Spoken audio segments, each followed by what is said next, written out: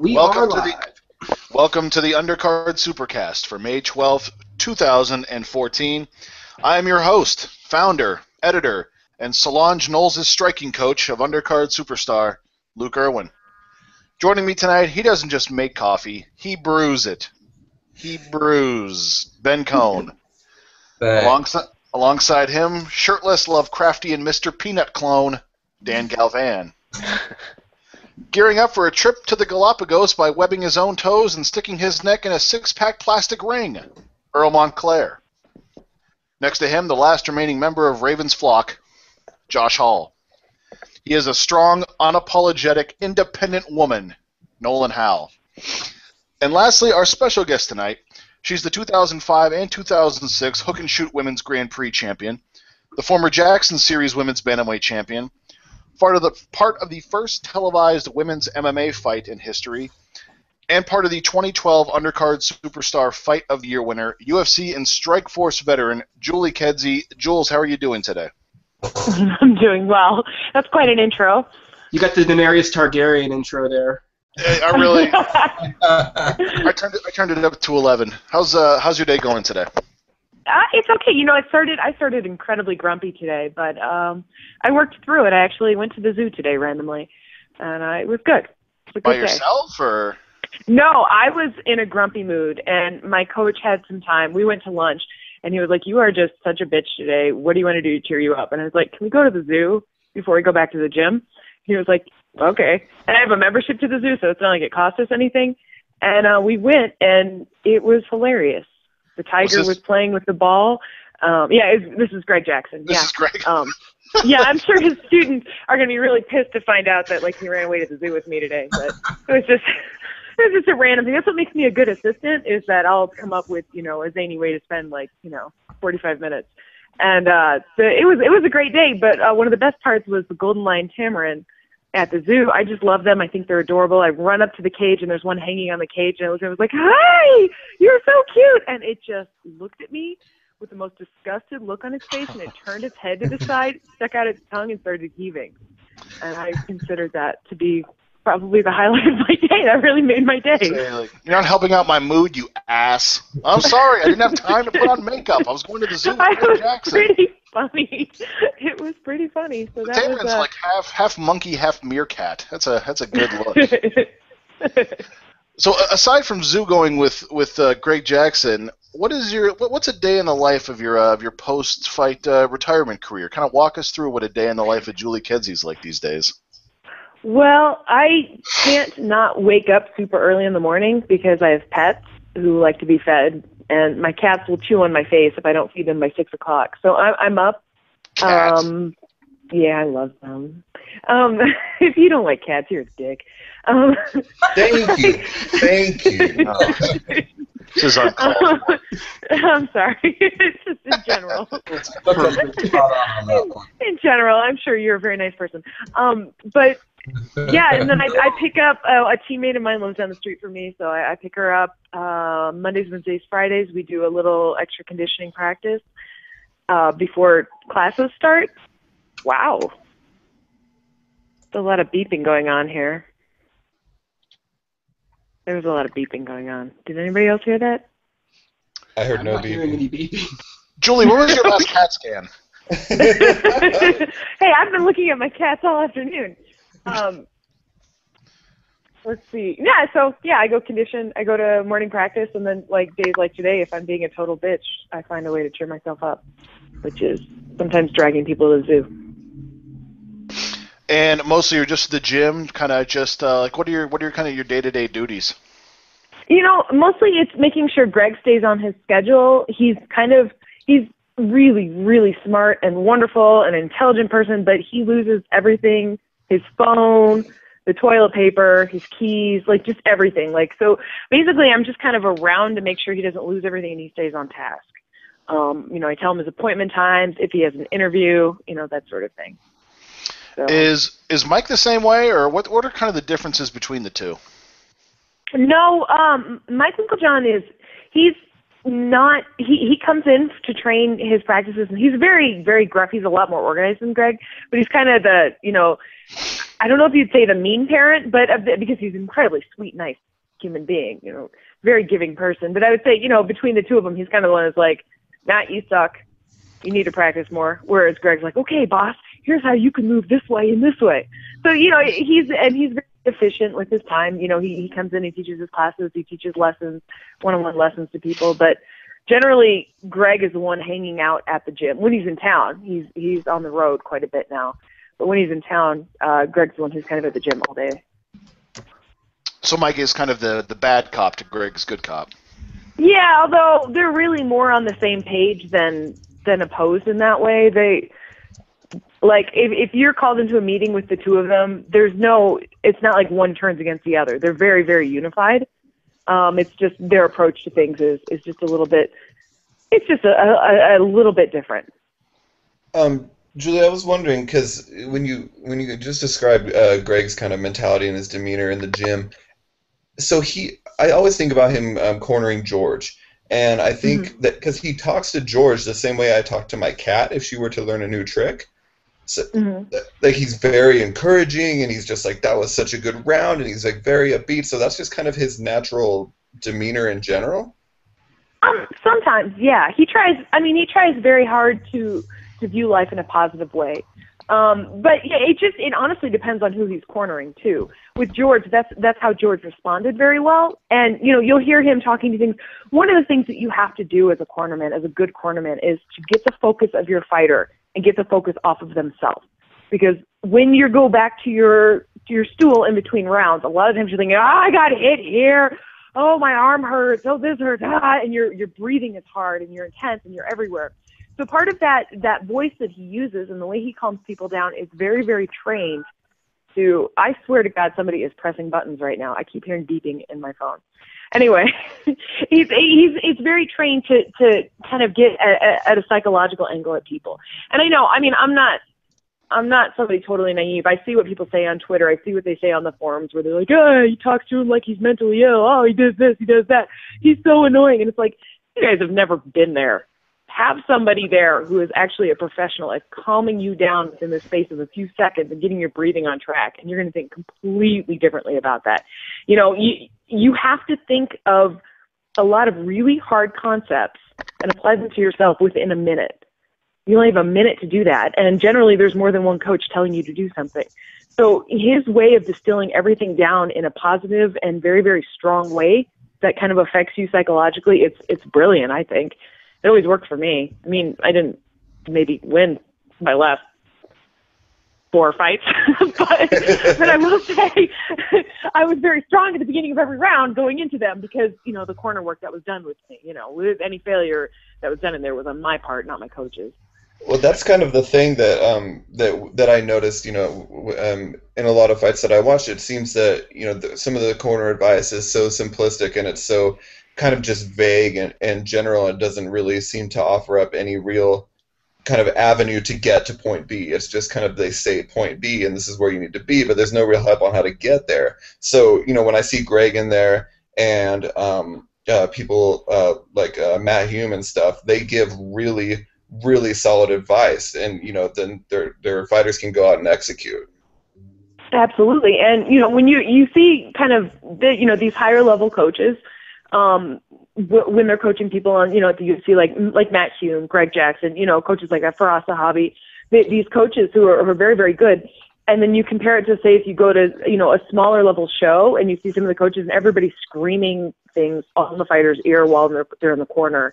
And it's not necessarily how you get to them. And different fighters, like I said, different fighters have different psychologies. You can't rally somebody up to attack somebody unless you really, really get into what gets them. And with George, particularly that moment when he was like, your groin hurts, I don't care, hit him with it. It's a classic Greg Jackson cornering line.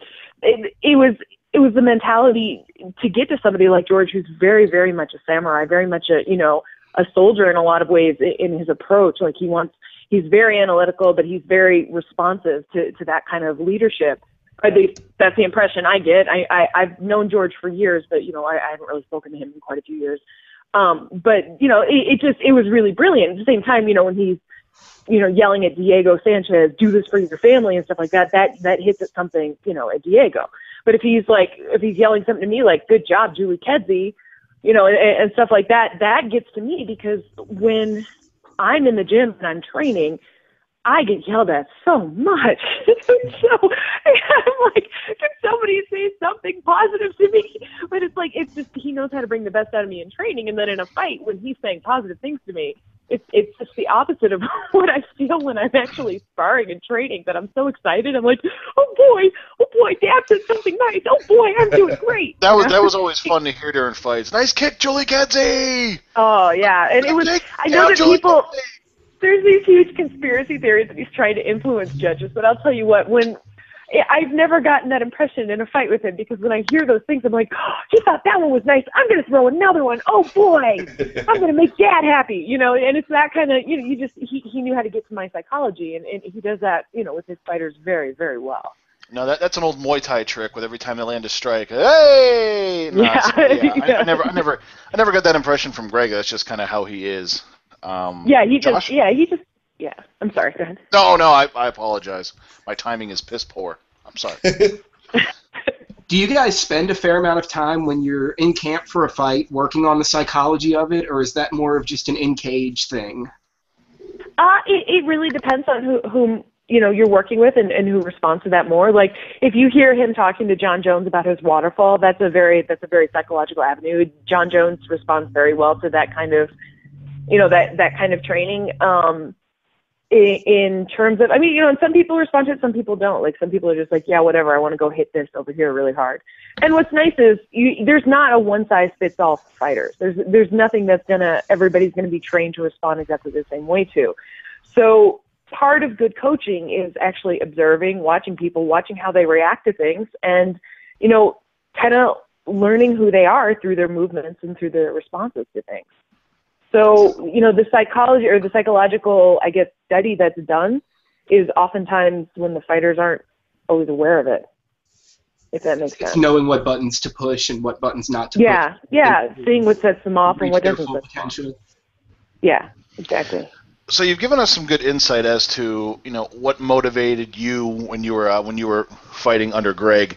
You're away from the MMA community now, but would you ever consider pursuing a different discipline like kickboxing, boxing, jiu-jitsu, something at that level in the future, or are you just done fighting totally? I have to get that. I'm very, very competitive, and sometimes in training I get that spark a little bit where I'm like, I'm not gonna let this bitch touch me, and and I go a little bit crazy. But right now, no.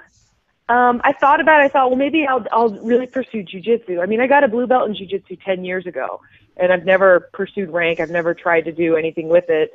And, it's always been, kind of something I really love to do, but I haven't really put on a gi in a while. So that might be something I pursue, but I don't know if I would do it competitively or not. Kickboxing, too. Like, I know they had a female fight on the Glory Undercard in Denver recently, and I was like, wow, that would be kind of fun. But I don't know. I don't know that I really have the desire to hurt other people anymore. And I think I kind of laid that to rest. And I think you need that desire to really kind of want to destroy somebody while you're fighting. And I don't know that I have that anymore. I think I may have mellowed out a little bit. I guess because once you lose that desire to want to hurt somebody, that's when you yourself get hurt. Yeah, exactly. And you can see in my last fight when I'm like whiffing punches. I actually thought I lost, or I won my last fight. I thought I lost to Jermaine. I thought I won my last fight. But, you never know, like, what the judges are going to be scoring higher on. But the truth is, I probably would have been pushing forward more if there was really something in me that wanted to kill, and I think that switch got turned off. So, it's, I guess we'll see. If it gets turned back on suddenly, then I'll probably dive right back into it. But right now, it's kind of different. I don't know what's going on. Maybe, I may have laid some demons to rest or something, but I'm pretty mellow and happy now. Along those same lines, you mentioned your competitiveness, and of course a lot of athletes are. If it's not fighting that can kind of quench your competitive streak or your goals, what is it outside of the ring that you want to pursue as far as, a goal or a passion or something where you can put your drive to good use? Well, I have been given the job of the Invicta matchmaker, and so I'd like to see where that takes me. I'd like to see what I can do on the ground level of fighting a little bit with women and pushing them forward a little bit. And again, like I can't really speak too much to what's happening with Invicta because I've signed all sorts of non-disclosures and stuff like that, but good stuff is going to be happening. And I know we keep saying that, but it really is. Like, we've got a really cool, a lot of cool stuff coming up. But until the I's are dotted and the T's are crossed, it's not something I can really discuss. But this is definitely an area where I'm going to be very competitive, where I want the sport to grow and I want Invicta to succeed very, very badly. And I'm going to put my efforts and my strength behind that. Beyond that, I'd love to write. I've written a little bit before in the past, but I'm kind of lazy. And so I'm trying to find something that pushes me in the direction of writing that really, that sparks something in me and makes me really want to push myself there. Because I honestly, I'm a good writer and I could do something with it, but I just need to get something inspired to inspire me, I guess, and push me. Well, some may or may not know that you studied English at Indiana, and when you were pursuing your English degree, what areas of writing fascinated you? Were you more journalistic? Were you more into fiction? What kind of writing really kind of got your attention? Fiction, definitely. Fiction and novels really got my attention. Although I'm finding a real interest in journalism, kind of the immersion journalism.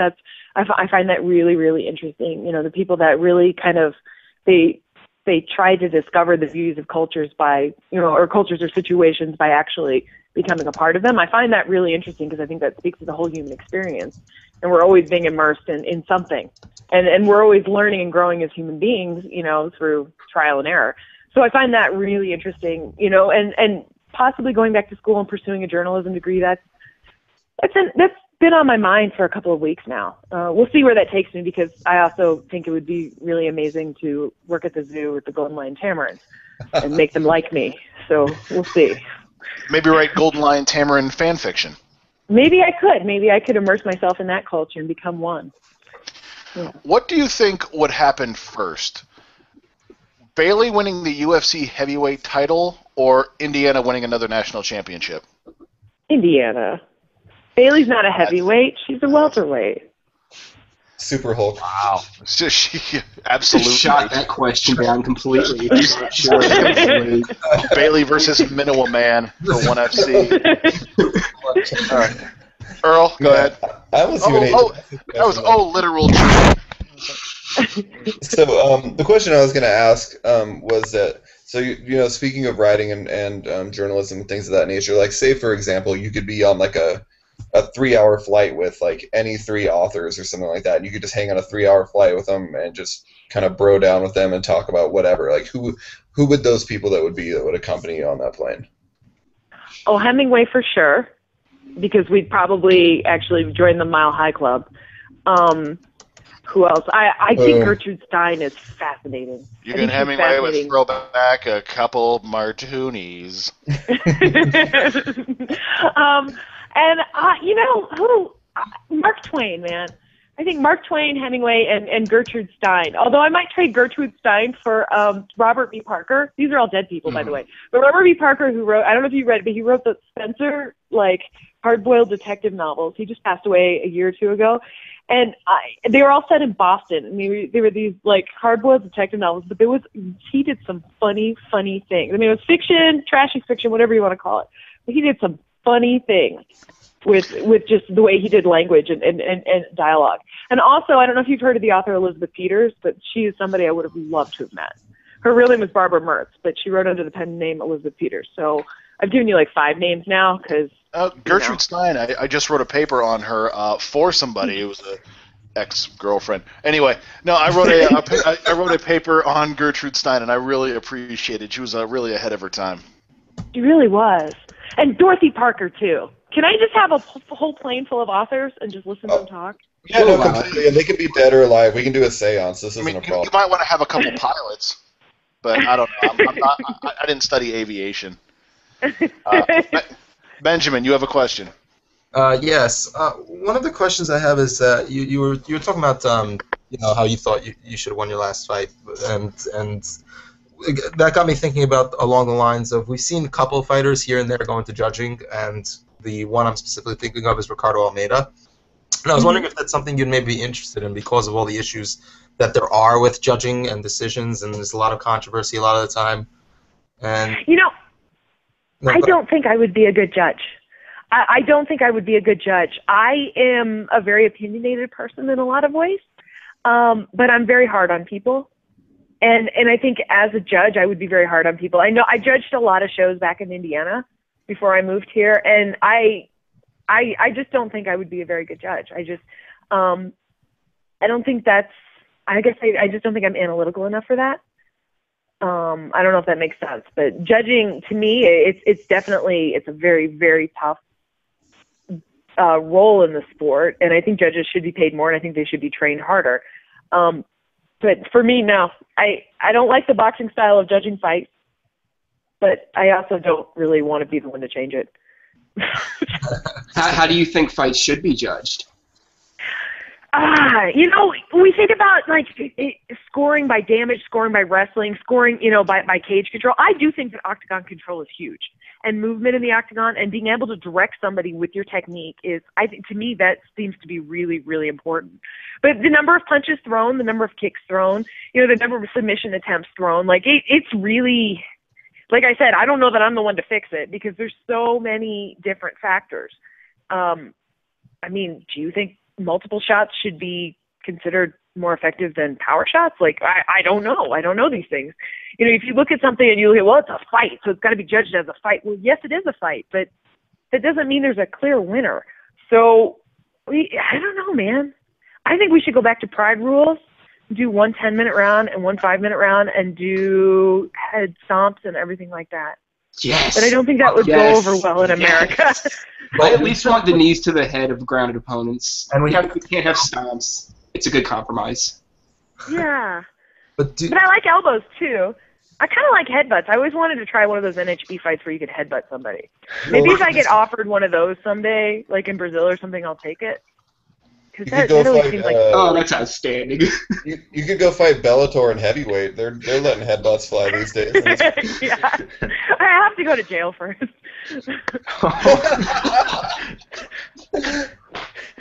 Holy shit. She's not wrong. Dan, you have a question? Yeah, I was wondering, my favorite thing about MMA are just, the absurd stories and whatnot, and you fought in Bodog, I think, for a while. You went to, Russia and Colombia. I mean, was that insane? How different was that than the rest of your career? It was insane. Did you happen to read about my experience in Bodog with Vladimir Putin? No, I did not. That's okay. But I don't expect people to read, I don't know half the things that happen to half the fighters that are giant, big events. But I actually, the first time I went to Russia, I lost very quickly and I was very disappointed and I left. But there was an after party where there were midgets. I shouldn't say midgets. I'm sorry. It's small people, little people. And they were painted blue and they were running around a boat and there were people hanging from the ceiling. And I was very, very drunk on absinthe. So you mean midget? But that was the first Bodog. That was the first St. Petersburg experience. The second time I went to St. Petersburg, I won my fight, which was great. It was my first time training under Greg Jackson, and I actually sharded in the middle of the fight and didn't realize it. All right. And I didn't realize it, and they ushered the winners onto a bus and took us off to this palace where we had this tea vodka thingy with Vladimir Putin and Silvio Berlusconi, and I still didn't realize that there was crap in my pants because I was in my fight shorts, I still had my gloves on at this palace. My nose was still bleeding, and so I go to the bathroom there and I realize that I don't know if I can swear on this show or not. You certainly can. Absolutely. I have poo in my pants, and I didn't know what to do, so I just kind of took them off. I took off, and of course it's just black lacy underwear because what else do you wear to fight? I'm kind of a moron. That's all I And wear, I just usually. took it off, rolled it up, and shoved it in the corner of the palace because there was no garbage can in this palace bathroom with gold damask and silk everywhere, and I just left it there because I didn't know what else to do. Oh, you should pants like Tim Sylvia. Ah, okay. Yeah, just like Tim Sylvia. He's good. But I have to say, maniac. given recent political events and the things that he said, I'm very glad that I left shitty panties and suit. I'm a proud American. There's probably a dossier on you in the Kremlin right now. All I hear in my head right now is you know what? Come get some. Banner. Come get some, Russia. The gauntlet has been thrown down. Julie Kedzie versus Russia. Yeah, but don't tell it to my new Dagestani teammates because they're all very sweet. But I don't know if Dagestan is actually Russia proper or its own province. I'm not really sure. I have to look into that. It doesn't matter to Putin. There's no answer that will not get anybody here in trouble. Yeah. Well, anyway, I love my Dagestani teammates a lot. But, you know, Vladimir Putin can kiss my shitty panties. That's not a tattoo. For some reason, I feel like that's a possibility that actually happened. I know, but Berlusconi was there, so you bet he was after that. Oh, damn. I'm going to try to follow that up. I don't know how, really. Okay, after your first fight in Bodog and you lost to Amanda Buckner, how did you end up falling into a fight with Gina? I mean, you're coming off a loss, and then all of a sudden you get thrust into what is, at the time, the biggest fight in WMMA history, first televised fight against the first, superstar. Kind of just, how did that come to be? It was a quick turnaround. It was only a couple months later. Just kind of tell down how that happened. I really don't know. I think that she was supposed to fight somebody else. I changed management, and I think she was originally supposed to fight my manager. But to be honest, Gina is a terrific human being. She's a wonderful person, wonderful fighter, and I have nothing but respect for her. But I did kind of wonder why they would give somebody on a winning streak somebody a fight against, or somebody on a losing streak. So I mean, I'm not saying like I don't think it's anything to do with her, but it may have something to do with Elite XC and how they were trying to build her. And that's whatever. That's fine. Like I don't care. I still fought my ass off. So it's. And to be honest, she was respectful and she was a hard fight, and I deserved to lose that fight. She beat me up. So I don't think that I don't know. I don't know how that happened, except I had a change in management, and then the fight came up, and I was like, cool, yeah, I'll take that. I mean, if you had to do it over again with what you know now, would you have taken that, or would you said no? Oh, hell yeah, I would have taken that fight. Let's do it in Russia, like Rocky Drago. No, and I'll tell you what, like Gina, like I said, Gina is a terrific human being. Like there is really not a bad thing I can say about that woman. She is truly, truly a good person. And honestly, losing that fight is what introduced me to Greg Jackson and Joey Villasenor and what sparked my move to Albuquerque. So losing that fight was the best thing that could have ever happened in my life. So I'm glad I did. I mean, I would love to win fights, though. I do love winning. Sure. To kind of take things back into the absurd a little bit, I decided I would do like a very hacky like comedian thing and just type your name into Google, and the weirdest thing came up as the first option for autocomplete. Do you know what it is? Is it Julie Kedzie wiki feet? Because there's some kind of weird foot fetish stalker on all the female fighters, and they put up pages about our feet. You and know what always... It is Julie Kedzie feet, and for some reason he seems to gravitate towards you as some sort of golden I don't even have that nice of feet. I have really big, wide feet, and I don't get pedicured often. They're not nice feet.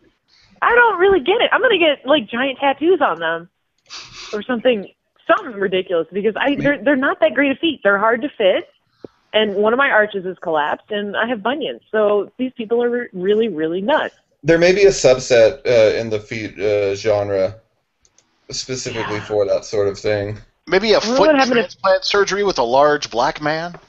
Would that help you, perhaps? I don't know. Man. Let's see what John Jones is doing. If you could switch feet with Shaq.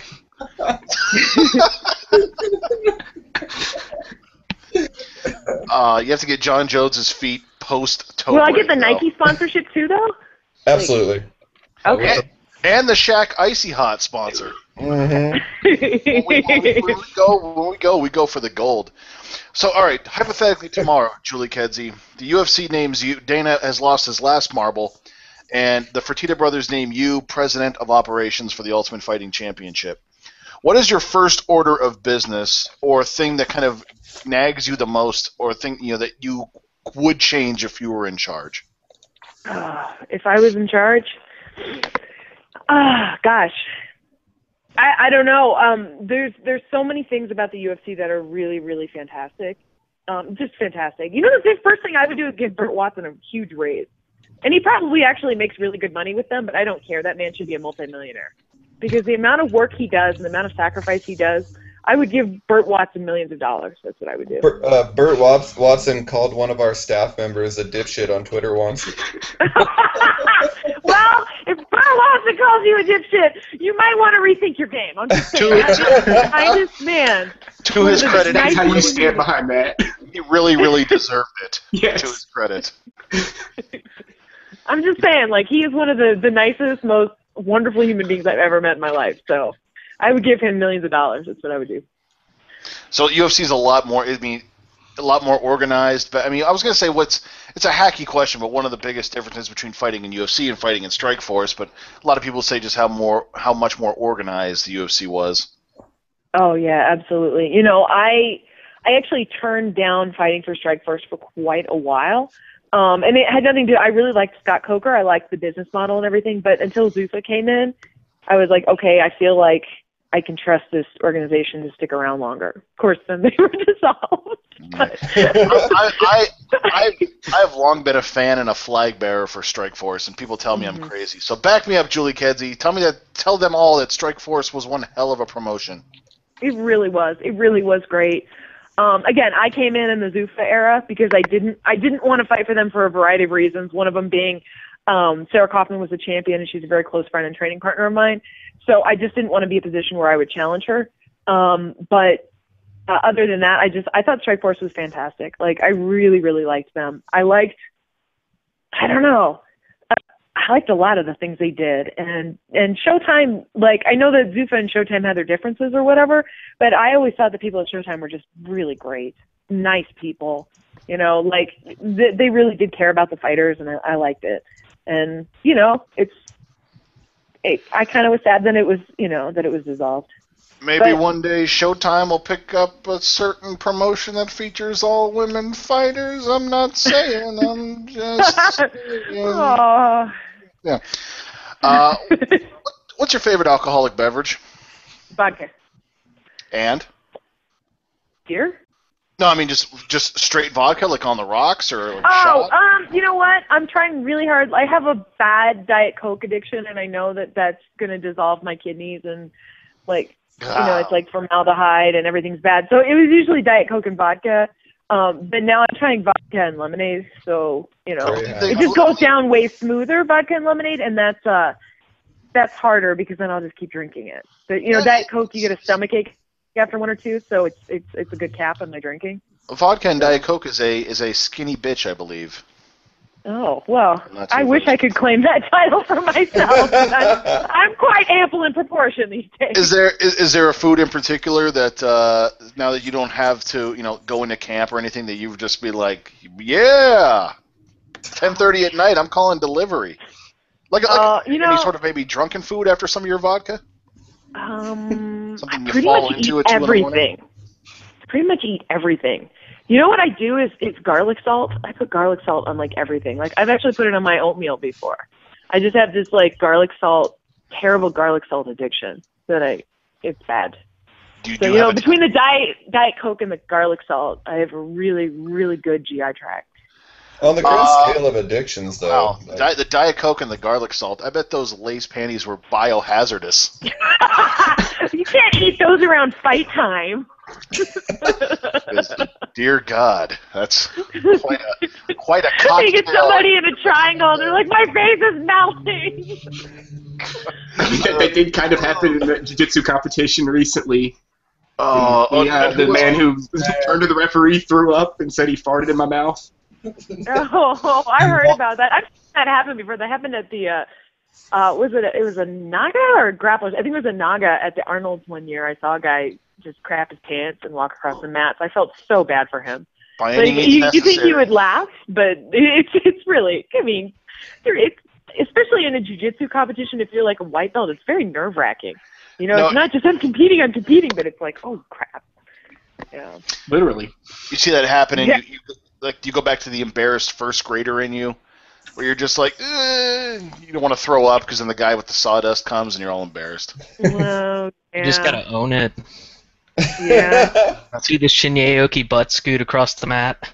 I mean, like, if you really, I mean, if you think about it, like, for us guys here, you know, if you have to A, poop your pants in the octagon cage or mat, or B, take your weigh in with a 3/4 mast fight boner, like, what do you pick? Like, I mean, Well, I heard that like in old Celtic cultures and stuff like that, like going into battle with a boner was kind of a mark of honor. So I mean, you could just claim like, you know, I don't know, that you're paying tribute to your past. I have Celtic warrior ancestors, and here's my erect penis. Somebody really should have tweeted that to Will Campazano. Yeah, I don't know. A lot of trouble. Well, maybe the ring girls were just really, really beautiful that night. Ben, is there some sort of Hebrew tradition of battle where that happens? No. We usually just start yelling Hava Nagila before we run into battle. All right. Julie, before we let you go, I want to do a little word association with you, just a couple names where you can just give 1 or 2 words, if you're feeling generous, to some people, places, and things around the combat world. New Mexico. Fight capital. The state of Indiana. Corn. Home. Kinda. Greg Jackson. Best friend. Ronda Rousey. Amazing. Oh. And prickly. A little prickly. She's a little prickly. She's a little bit of a prickly pear, but she's amazing. I really applaud you for having a mother who's a doctor who's not obnoxious. Oh, thank you. Well, you haven't met my mom. That is all right. Misha Tate. Tough. Revenge wanting a little bit on my part, but tough. Well, if her face wasn't made out of Italian marble, that fight was yours. If I hadn't dove in, tried to finish, and walked away. See, that's Greg Jackson fighters don't always play it safe. Let's just say that. No, it's Diego Sanchez, for the love of Christ. Yeah, no kidding. Holly Holm. Future champion. What'd she like to spar with? Scary, really scary. But the thing about Holly Holm is, like, I've been sparring her for 7 years. She will beat the ever-loving crap out of you and then say, oh, do you want me to help you fix the hole in your jeans? Like, afterwards. Like, she can sew, cook, clean. She's just super genius. The hole in paints her house. No, although she would, too. But she'll like, freaking offer to stitch things up for you and do, like, and cook for you and do, like, she's like a really, really kind soul. She sounds wonderful. She is. But she hurts. Yeah. John Jones. Young, talented. George St. Pierre. George. Really good human being. You also could have substituted kickboxer, because the news is coming down that he will reprise Jean-Claude Van Damme's role in kickboxer. Does he have that role? I thought he had a minor role in it. I didn't read the whole article. That's cool. I'm glad. He should be Jean-Claude Van Damme's role. Guys, help me out. He does have Van Damme's role, right? I heard he had Dennis Alexio's role. Ah, come on. Maybe if they redo Jim Cotta, maybe say that. All right, and Earl, you're going to close us out for today. Holy shit, that's too much pressure. If you had an introduction to every single room you walked into for the rest of your life, would you rather have it be Bruce Buffer, Lenny Hart, or Jimmy Lennon Jr.? Oh, Lennon Hart. I've always wanted to hear Julie Kedzie! That would have been amazing. That is the correct answer. That is fantastic. On that note, Julie, we will let you go. Thank you so much, and hopefully we'll get to talk to you in the future about the promotion that shall not be named's future plans or anything that comes up in the future. Thanks a lot for hanging out. Thank you so much, and yeah, you have my number anytime. All right, sounds good. Thank you, Julie. Thank you. Thank you. All right. Good night. All right, guys, we're going to transition off of that and actually try to get some work done. You know, I was worried about when Brandon Weaver was talking about Thai ladyboys, and then Julie Kedzie comes in and talks about shitting her pants. Really? No. Her Vladimir Putin can kiss my shitty panties. That's a quote of the year nominee right there. We're currently being watched by some organization now. I'm probably assuredly of. That's gonna turn into. You're gonna get a visit from Alexander and Oh God, no. I busted out. All right. It's gonna be Earl's 5th autofill for Google. Julie Kedsy's shitty panties. Okay. Dateline. I'm getting that tattooed on my arm when we're in Vegas for 4th of July. All right, well, we're going to wrap up today with some awards. We'll try to be back next week, or later in the week, I should say, to talk about what's next with Matt Brown and the upcoming weekend in fights. We'll do some real quick awards. In honor of Matt Brown from fights over the weekend, Dateline your couch, or if you're watching the Silver Brown fight, Dateline your living room floor, because I wasn't sitting for pretty much any of that. Dateline... Yeah. So, sorry, the golden Matt Brown... during the interview, totally fine. Now, all of a sudden, I'm a bag of shit. All right. So, the golden Matt Brown elbow, and also the reviled, hated... We can't even call it the golden poop now, because Julie Kedzie made it sound awesome. But we'll try. So, the golden Matt Brown elbow and the golden poop for fighters this weekend. Ben. Well, the golden Matt Brown elbow... I'm going to have to go with Matt Brown. I mean, honestly, there's no one else you could go with unless you decide to go with Darren Cruikshank for no reason. So you're going to take both of the viable people. Yep. That's what the guy going first does. Well. I took both, so now you're stuck with Costa Filippo. Oh, wait. Ben Cohn brand, ladies and gentlemen. No, it's pretty obviously going to Matt Brown. He completely... For almost that entire fight, he made Eric Silva his punching bag. He was in some serious trouble. He survived in a similar position to John Fitch in that rear naked choke almost, and he got dropped, and he was able to recover. He can't give it to anyone else. The golden poop, honestly, I'm gonna give it to Eddie Wineland. I love watching Eddie fight. I love analyzing his fights. He's such a fantastic boxer, but at this point, he went up against Johnny Eduardo, who's the Nova now head striking coach, if I'm not mistaken. And he is. That is not somebody you want to just purely strike against. Take him down, make him worry about the takedown. You can do it, and he got knocked out brutally, and that easily drops him out of the top 10. He's already had a title shot. I don't know where he goes from here, and he's in a really bad spot. So I'm gonna have to give him the golden poop as much as I like watching him fight and like him personally. My Matt Brown award would have to, I guess, off the heels of what Ben just said, I think goes to Johnny Eduardo, pulling off the biggest upset in UFC history on some odds makers' odds, I guess. I mean, I guess with Eddie Wineland, that's something we could have seen. The way you described his style, he's constantly left himself prone to get hit, and when you go up against a guy like Johnny Eduardo, things happen, and things did happen, so I'd give it to Eduardo for that. Golden poop. I tell you what, that UFC Fight Night card was actually pretty damn awesome. Top to bottom, lots of knockouts. If there weren't 1,000 minutes of commercials in between each fight, it would have flown so well. It would have been such an awesome show. So I'm not going to give anything on that card a golden poop. I'll give it to my Houston Texans, because we had a bunch of draft picks, and we came away with Tom fucking... Yep. Tom fucking Savage. Dan will not be quieted. Fuck you. Unless Julie Kedsey's around. No one will. Tom fucking Savage.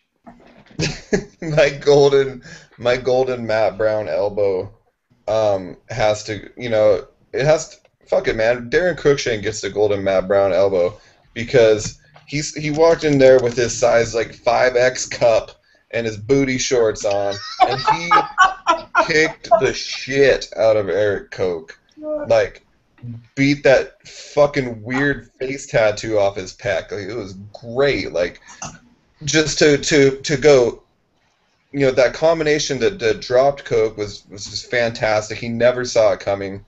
As far as where that kick landed and the sneakiness of it, it was striking favor. And Lucas Bourdon staff boyfriend, Wonder Boy Thompson-esque with the placement of that kick and the sneakiness of it. It was just fantastic.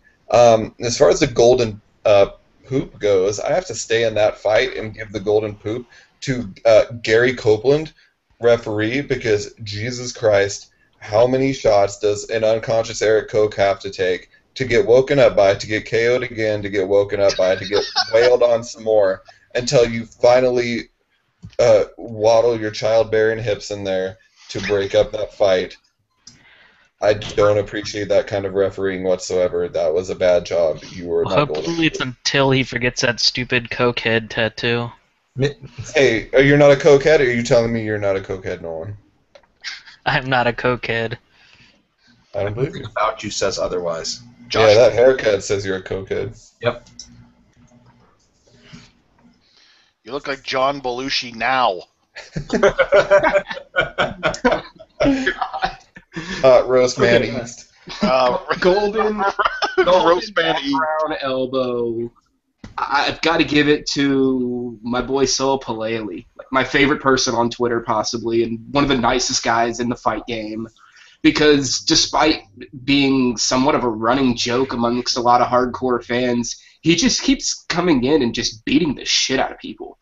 And he does it in spectacular fashion. I mean, that little tiny left hook that he put Potts out with it looked like nothing, and it put him stiff. And heavyweights that have solid takedowns, actually legitimately good guard passing skills, which he's shown, and that kind of ground and pound, he actually could be a fringe top 10 guy soon. So, good for him. Although that left hook knocking him out might speak more about Potts than about So.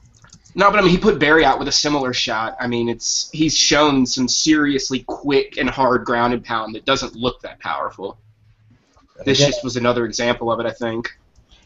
Not that it's going to be that easy against some other people, but Potts had a pretty, at least somewhat legitimate on paper judo background, so throwing him around is more impressive than Barry. And no golden poop. We will have golden shitty panties. And the golden shitty panties have to go to Rafael Natal. Because Ed Herman is not anywhere near contending for anything. And Natal showed that until he started fighting stupid and gassing, he was clearly the better fighter. And yet just could not manage to get the job done to a guy that on paper he should handle easily yet again. So that was a really disappointing effort. Oh, but one other little golden Matt Brown elbow that I have to throw out there that's not from the UFC card is Leon Roberts for his magical back take into almost rear naked choke of a fighter who would not stop punching on his unconscious foe. That was excellent. That was just wonderful and had to be acknowledged. That was better than Shovel Girl. Nothing is better than Shovel Girl. This was pretty good. And my golden Matt Brown elbow going off the board again would be to Bermain Stevern. He's now the WBC heavyweight champion, the first Haitian-born heavyweight champion of all time. Unfortunately, the first Don King promoted heavyweight champion since 2009. Took over Vitaly Klitschko's belt while he's busy getting shot with beanbags in the forehead, like a real man that I could never ever be half of. But he defeated Chris Arreola, official first name Chris Arreola, in the best shape of his career. After taking a big beating early, just wore down Arreola and just put him out. That was a nasty beating in that last round. I thought the ref gave Arreola a little more leeway than he deserved. But he is the WBC heavyweight champion of this world. My golden poop goes to the aforementioned WBC, the World Boxing Council, for not giving Deontay Wilder his rightful shot at the heavyweight championship of this world. Nolan? Deontay Wilder had some shitty panties sitting on first row watching Bermain Stevern and think he has to fight him next. You stole mine. I was going to give it to Bermain myself, but I'll just give it to Matt Brown. The Matt Brown's golden elbow goes to Matt Brown. And Zelbo. It is an immortal one. Matt Brown, 2014... number 7, is he? Did he get high? What's his ranking now after that fight? I think he bumped to 6th. No, up to 6. Number 6 in the world. After getting subbed by Seth Baczynski, so dude's a tough motherfucker. Period. And I was on my feet. I usually do not get excited for fights like that anymore. I was on my feet just cheering some great violence. And you usually aren't on your feet. Yeah, I'm not a very excitable person. If you weren't excited watching that fight, you're watching the wrong sport, because for excitement value, it doesn't get any better than that.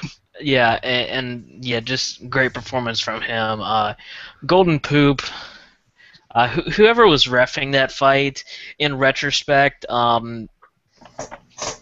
there are probably times where that fight should have been stopped, considering the worry that Eric Silva was having post-fight, being stretchered out and all that.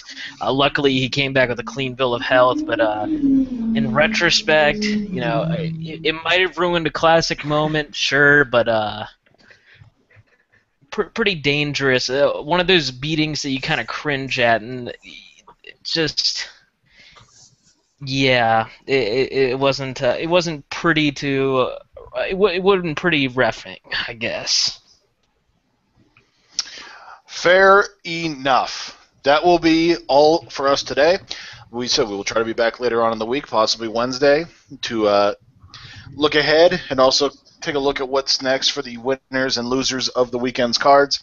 Thank you to Julie Kedzie for being on and being a hell of a good egg. Thank you guys for being here, and we will see you later.